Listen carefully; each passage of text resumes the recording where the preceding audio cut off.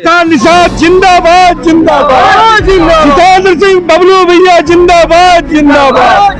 बेवकूफ बनाने के लिए आए हैं, अपना माझी समाज का सर्टिफिकेट लेके घूम रहे हैं और निषाद समाज को यहाँ गुमराह करने के लिए आते हैं। ऐसे लोग क्यों धोखेबाजी करने के अलावा कुछ नहीं करने आ रहे हैं। कहाँ पर वो पॉलिटिकल गॉडफादर आप फिशरमैन? अरे तो वो किसी होंगे, किसी के लिए विशेष के लिए होंगे।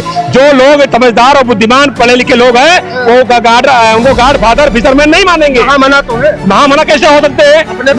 महामना वो अपने लिए लगाएंगे। जिस पार्टियां में अभी दैनिक भास्कर की एक रिपोर्ट आई है उसमें 5 लाख रुपया मांग रहे हैं मायावती जी से मिलने के लिए आपके प्रदेश। अखिलेश यादव वो तो बड़े नेता, मैं तो बड़ा नेता नहीं हूँ, मैं जिले स्तर का हूँ। मैं चैलेंज के साथ कह देता हूँ, अखिलेश यादव पीडीए का फार्मूला नहीं बता सकते। तमाम लोग आरोप लगाते हैं कि बहुजन समाज पार्टी पहले बहुजन हिताय बहुजन सुखाय की बात करती थी, अब वो मैनेज हो गई है तो सर्जन हिताय सर्जन सुखाय की बात करती है। तमाम बड़े नेता छोड़ के सब समाजवादी पार्टी में चले गए।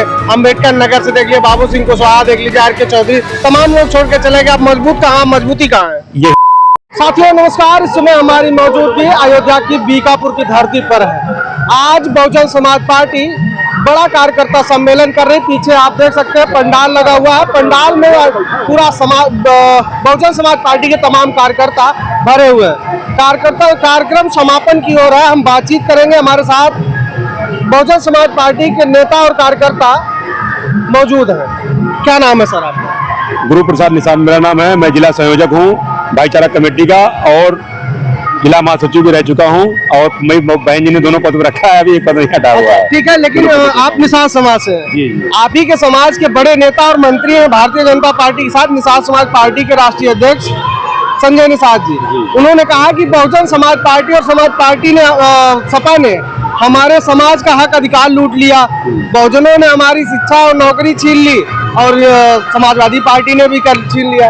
रो रहे थे मंच पे, जो रो रहे हैं ना वो खाली जो उनको दोनों ने इस बीच में करोड़ों रुपया कमा के रख लिया है भारतीय जनता पार्टी की सरकार में, इसलिए रो रहे हैं कहीं ना कहीं मेरा करोड़ों रुपया चला ना जाए।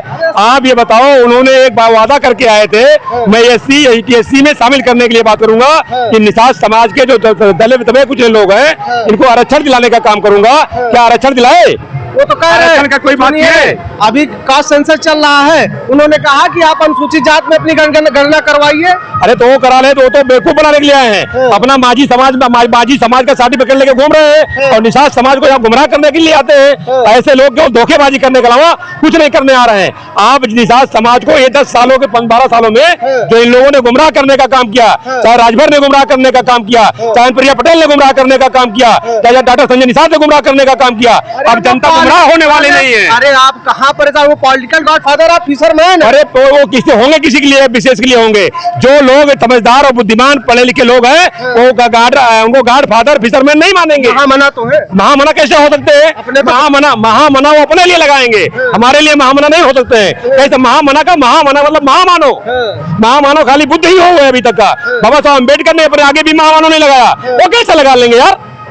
नहीं, इतने बड़े ज्ञानवान हो गए हैं कि महामानव हो जाएंगे। वो महामानव केवल बुद्ध के आगे लगाया जाता है, महामानव नहीं है। वो खाली अपने पैसा कमाए, 8-8 करोड़ रुपए की सीट बेचने का काम करे, अपने जेब में पैसा रखे और निषाद समाज के बेवकूफ बना करके और मंच में रो करके खाली गुमराह करने का काम करे। आप जिस पार्टियां में अभी दैनिक भास्कर की एक रिपोर्ट आई है उसमें 5 लाख रुपया मांग रहे हैं मायावती जी से मिलने के लिए आपके प्रदेश। ये आप एकदम सही कह रहे हैं, क्योंकि आपको भी किसी ने गुमराह करके बता दिया है। आप यहाँ बकायदा एक चीज देखे होंगे, बहुजन समाज पार्टी में हम लोग 1-1 रुपया चंदा दे करके, 1-1 रुपया दे करके तो हम लोग रैली करने का काम किए थे। जो रमाबाई अम्बेडकर पार्क काशी राम साहब का 9 अक्टूबर के जो कार्यक्रम किए थे, 12 बस लेके हम गए थे, स्वयं चंदा मांग के लेकर गए थे, 12 बस मांग के ले गए थे। लेकिन जो ठग बंधन वाले लोग हैं, जो ठग बंधन वाले हैं, ये फर्जी पीडीए वाले लोग हैं और जो भारतीय जनता पार्टी के लोग हैं, ये कहते थे कि ये भाजपा के और लोगों के दिए पैसे से लोग आए हैं। मैं रसीद दिखा सकता हूँ। ये लोग केवल मूर्ख बनाने का काम करते, बाकी कुछ नहीं करते हैं लोग। वो तो पीडीए की बात कर रहे हैं, डीआरबीओ आप कह रहे हो उसमें मुसलमान है। एक बात कह दे रहा हूँ आपको, अखिलेश यादव वो तो बड़े नेता, मैं तो बड़ा नेता नहीं हूँ, मैं जिले स्तर का हूँ। मैं चैलेंज के साथ कह देता हूँ, अखिलेश यादव पीडीए का फार्मूला नहीं बता सकते हैं। मैं चैलेंज कर रहा हूँ आज। DRBO के माध्यम से। DRBO मतलब जो बहन जी ने बनाया है उन्होंने बना रखा है, तो दलित है, OBC है, मुस्लिम है, सबल है, ये बना करके बहन जी ने पहले बनाया था। 2007 के 12 की जब सरकार बनी थी उन्होंने कहा मैं भाईचारा की कमेटी बना करके बहुजन समाज का गठबंधन बना करके इनकी तरीका 38 दल और 28 दल का ठगबंधन बना करके काम नहीं करने का काम करेंगे। तो बाबा साहब अम्बेडकर को गुमराह करके बाबा साहब चुनाव हराने का काम किए थे, यही कांग्रेसी है।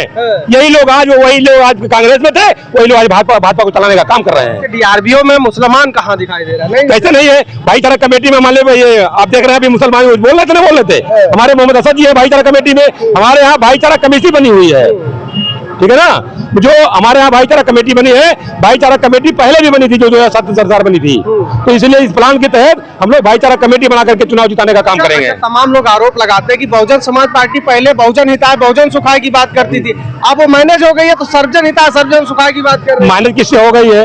कहाँ मैनेज हो गई है? भारतीय संविधान भारत के लोगों के अंदर जो लोग रह रहे हैं, चाहे वो जिस जाति जिस समाज के हो, सबको बराबरी का हक अधिकार देने की बात करती है। मानव मसीहा काशीराम साहब ने कहा जो जितनी संख्या बारी उतनी उसकी हिस्सेदारी, और जितनी जिसकी हिस्सेदारी उतनी उसकी भागीदारी होनी चाहिए। इस संविधान के तहत माननीय बहन कुमारी मायावती जी सारे समाज को जोड़ने का काम कर रही है। कौन सा नाटक काम कर रही है भाई? गलत काम कर रहे हैं क्या? समाज जुड़ रहा है, जो है समाज को नहीं जुड़ रहा है। आप यहाँ देख लीजिए, ब्राह्मण समाज के लोग थे, क्षत्रिय समाज के लोग थे, निषाद समाज के लोग थे, प्रजापति समाज के लोग थे, गौर समाज के लोग थे, और दलित समाज के जो है हमारे कोरी भाई, पासी भाई, सारे लोग यहाँ मौजूद थे। इससे लगता है कि जनता के गठबंधन आई है। बहन जी ने कहा जनता का गठबंधन बना के हम लोग चुनाव लड़ेंगे, हम लोग इनका ठगबंधन बना के चुनाव लड़ने का काम नहीं। आरोप लगा रहे कि पैसे से बुलाई गई भीड़ थी। कौन कह रहा है? एक आदमी बुला लिए, एक आदमी बताओ कोई पैसे से आप पैसा लेकर के आया हो, बताइए।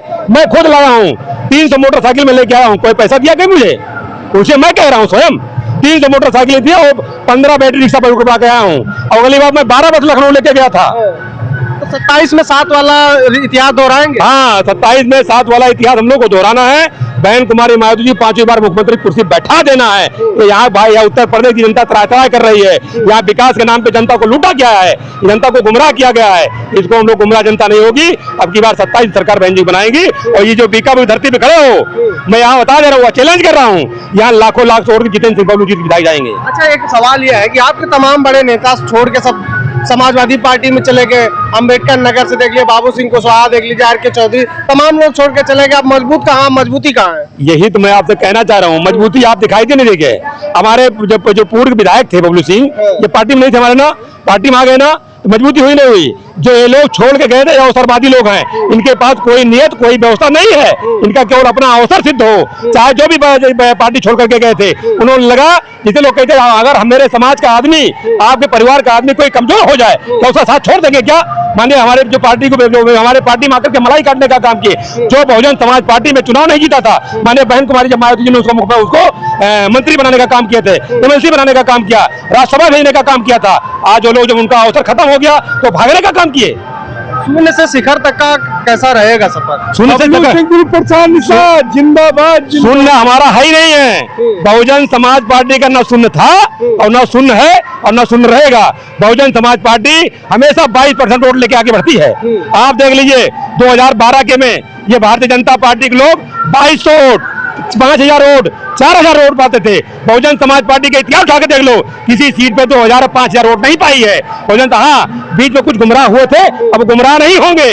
उनको समझ में आ गया है असली हितैषी माननीय बहन जी है, असली हितैषी हमारी बहुजन समाज पार्टी है। अब की बार 2027 में 2007 की तरफ मुख्यमंत्री बनाने का काम करेंगे। ये देख लिए हमारे साथ ऋतुराज सिंह खड़े हैं, ठाकुर समाज से आते हैं, ये लोग भी आए हैं, ब्राह्मण समाज के यहाँ हजारों लोग आए हैं। अब की बार ये हम लोग जनता का गठबंधन बना करके अब की बार हम लोग चुनाव जिताने का काम करेंगे। यहाँ से जितेंद्र सिंह बबलू को विधायक बना करके माननीय बहन कुमारी मायावती जी को मुख्यमंत्री बनाने का काम करेंगे।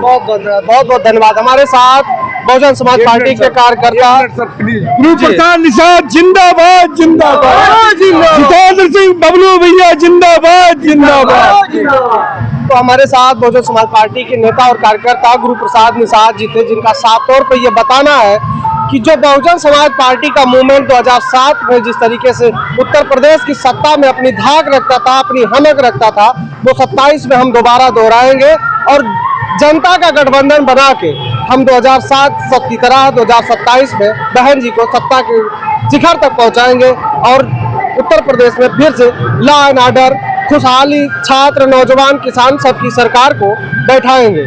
फिलहाल अब इसमें दावे में सच्चाई कितनी है और कितनी मजबूती के साथ बसपा 2027 में चुनाव लड़ेगी, ये आने वाला वक्त बताएगा। फिलहाल इस वीडियो में इतना ही। बने रहे लोकबंधु लाइव के साथ। नमस्कार।